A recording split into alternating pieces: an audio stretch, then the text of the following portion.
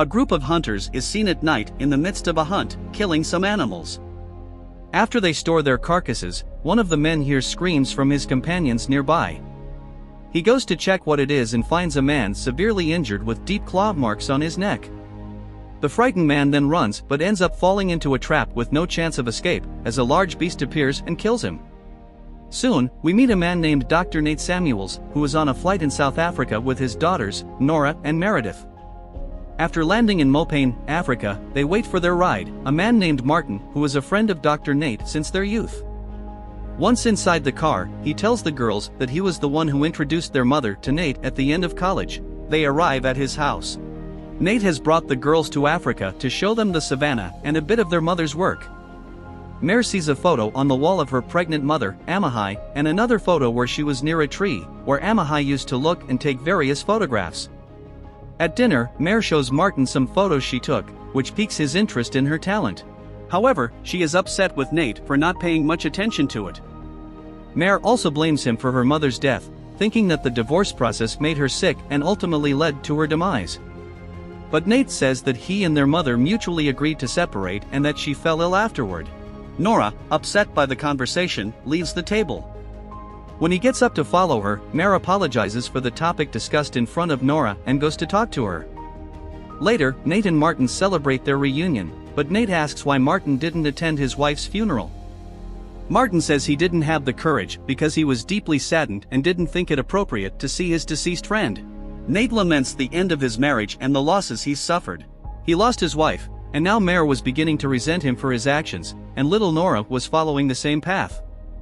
He also regrets that as a doctor, he couldn't detect his wife's cancer when she needed him the most. She got sick, and he wasn't there when she passed away. So, to keep the children from losing him too, he decided to do something different, which is why they are there. In the morning, Martin takes them on a tour of the reserve to see some beautiful animals.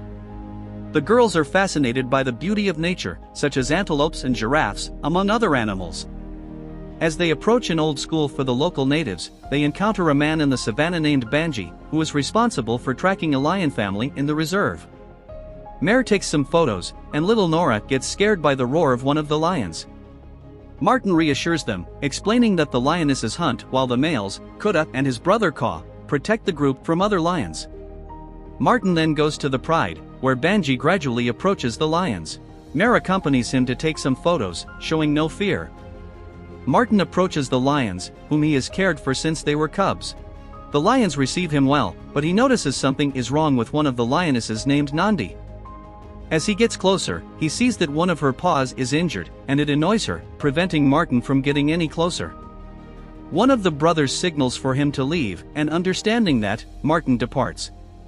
Speaking to Banji, he suspects the injury might be from a gunshot, as illegal hunters have been targeting lions for their teeth, claws, and even bones, which have significant value in the black market. Continuing their journey, they don't notice a car off the road, where large birds are feasting on what appears to be the remains of the hunters we saw at the beginning of the movie. Arriving at the Tsonga village, they realize that it's eerily quiet, and despite searching, no one appears.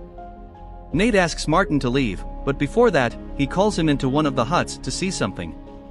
When he sees the scene, he becomes very concerned and asks the girls not to enter. Upon entering the hut, he observes the villagers lying dead, and Martin suggests it might have been a lion. This startles Nate because such a massacre by lions had never occurred before. Worried about what happened, Martin mentions that the area should have been full of hyenas, but since they're not present, they suspect that whatever caused this might still be nearby. Martin goes to fetch his gun, and Nate does the same for the girls. However, Nora sneaks out, and Mare doesn't notice. They go after Nora, fearing for her safety. It's a tense moment for Nate as he searches for his younger daughter, and then he hears a scream. He rushes towards the sound, and fortunately, she's okay, but they find two more bodies at the scene. With everyone back in the car, Martin attempts to contact Banji about the incident, but there's no signal. They decide to head to an outpost 6 kilometers away. Along the way, they come across an injured villager. Nate, being a doctor, offers help, and the wounded man says it was the devil who did this. Meanwhile, Martin hears something in the woods and investigates. Nate goes back to the car to get a medical kit and instructs the girls to try to contact someone on the radio. Returning to the wounded man to tend to him, he attempts to revive him, Martin, with his rifle, is still searching for the beast, following its tracks. The atmosphere becomes increasingly tense as he reaches a lake inhabited by crocodiles. Martin continues to follow the tracks, indicating that the creature entered the water, and then he hears a roar. Determined to find the creature, he enters the water for a better view, but something surprises him from behind and attacks. Nate hears Martin scream and a gunshot. Worried about what might have happened, he begins calling for Martin and trying to locate him. Concerned for their father, Mare decides to leave the car to look for him. Not far from the car, Nate, while calling for Martin, spots the creature approaching. Startled, he runs back towards the car, almost getting caught by the large and fierce lion. The beast climbs onto the car, terrifying them all. Unaware that one of the windows is open, Mare nearly gets grabbed by the lion's claws, but Nate saves her and starts kicking the creature. In desperation, Mare decides to start the car and drives it away. After managing to free her father, who was almost losing his legs as he pushed the lion off the car, Mare, still in a state of panic and unable to drive, accidentally crashes the car into a tree at the edge of a slope. Nate hears someone calling on the radio and discovers it's Martin, who is still alive but severely injured. He explains what happened, mentioning that the lion left him unable to walk and that he's almost passing out. Nate tries to help his friend using some survival methods, and because Martin is losing a lot of blood, Nate asks him to heat a knife and seal the artery by burning it. Martin screams in pain, and Nate, hearing his cries, realizes they are close to each other. Nate decides to go to him, but Martin tells him that he's not alone, saying that the lion is looking at him and getting closer. Determined not to let his friend die, Nate grabs one of the tranquilizer guns from the car and starts assembling it. He talks to Martin, who is weakened by blood loss, and learns that the lion is no longer with him. It left, and Martin doesn't know where it went, so he asks them to stay in the car. However, thinking he now has a chance to put the lion to sleep, Nate climbs on top of the car with the rifle to get a better view of the area. Martin suggests he looks for any movement or shadows. Nate sees some animals nearby but no sign of the lion. He asks Martin for a reference point to where he was, and Martin tells him to look for the hunter's hideout, a cabin built above the ground and in the trees. Thinking that they were taking too long and fearing that Martin would die, Mare has the foolish idea to go after him. Nate, seeing her leave, asks her to come back, but she refuses. Suddenly, Nora sees the lion approaching them from behind and desperately tries to warn them. Mare runs towards where she was already heading, and the beast goes after Nate, who unfortunately misses the dart at it. Nate is attacked, falls to the ground, and doesn't get a chance to take another shot. He protects himself beneath the car from the brutal bites of the beast. The lion keeps trying to get to him, but Nate kicks it to prevent being dragged and killed. The lion is quite clever and jumps over the car, indicating that it wants to leave the area. However, when Nate finally manages to grab the weapon, the lion suddenly returns and attacks again, almost catching him. Mare manages to reach Martin to try to help him. Meanwhile, in the car, Nate can't get out from underneath it because the lion is still nearby, attacking him whenever he tries to escape. At a certain point, Nora, being smart, takes advantage of the fact that the lion is busy attacking and manually injects a tranquilizer into the lion. The lion immediately feels the effects of the tranquilizer and starts to get drowsy, eventually leaving the area.